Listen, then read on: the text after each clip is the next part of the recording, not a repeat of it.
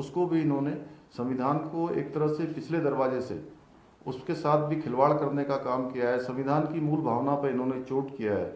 और जब अभी कलकत्ता हाई कोर्ट का फैसला आया है तो कलकत्ता हाई कोर्ट के फैसले को भी ममता बनर्जी चैलेंज करती हैं और समय समय पर इनके गठबंधन के जो लोग हैं वो बार बार एक वर्ग विशेष को आरक्षण देने की बात करते हैं।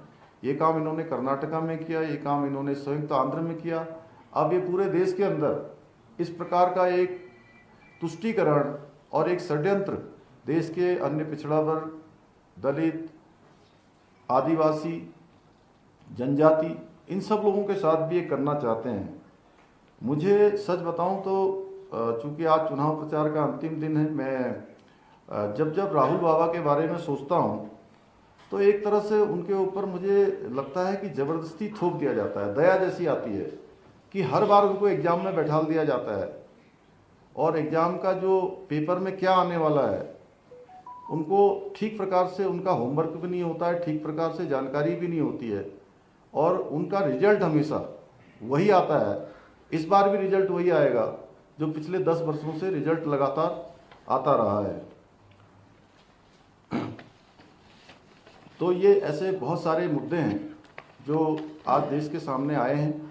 कई बार लोग कहते हैं कि साहब जो है अब ये चुनाव किसी उस पर चला गया है, विशेष मुद्दों पर चला गया है या ध्रुवीकरण पर चला गया है।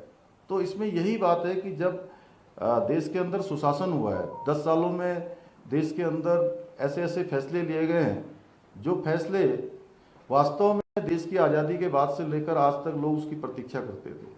चाहे देश में धारा 370 का समापन हो, सीएए का कानून देश के अंदर लागू किया गया हो या सर्जिकल स्ट्राइक की गई हो या भगवान राम का भव्य मंदिर बनाकर उसकी प्राण प्रतिष्ठा की गई हो, ऐसे अनेकों काम देश के अंदर ऐतिहासिक निर्णय के रूप में लिए गए। वहीं गरीब कल्याण और सुशासन के क्षेत्र में अनेक काम हुए, अनेक योजनाएं गरीबों को जीवन को आगे लाने के लिए की गई। इंफ्रास्ट्रक्चर के क्षेत्र में काम हुआ।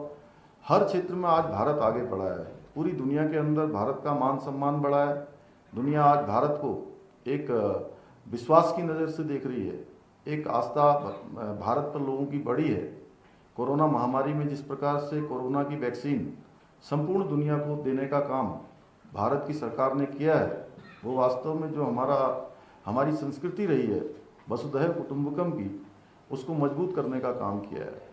तो आज मैं देख रहा हूँ देश के अंदर जो हम लोगों ने शुरू से संकल्प लिया था 400 पार का, वो 400 पार का हमारा संकल्प बिल्कुल 400 पार जा रहा है।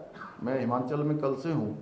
हिमाचल में मैं देख रहा हूँ कि यहाँ पर 4 की 4 सीटें हर बार यहाँ के हिमाचल वासियों ने, देवभूमि के लोगों ने मोदी जी को प्रधानमंत्री बनाने के लिए हमेशा यहाँ से दी हैं।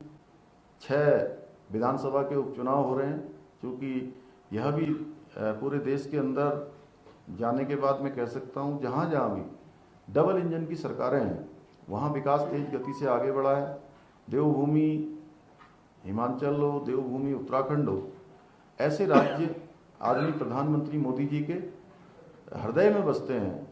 हिमाचल के लिए उनके प्रधानमंत्री बनने के बाद अनेक योजनाएं आई हैं और जो हिमाचल की सरकार है, जिसको बहुत आशा और अपेक्षाओं के साथ यहाँ के लोगों ने सत्ता सौंपी थी, उन्होंने जो वायदे महिलाओं के लिए किए थे, नौजवानों के लिए किए थे, यहाँ की आम जनता और सामान्य जनता के लिए किए थे, उन वायदों पर वो खरे नहीं उतरे।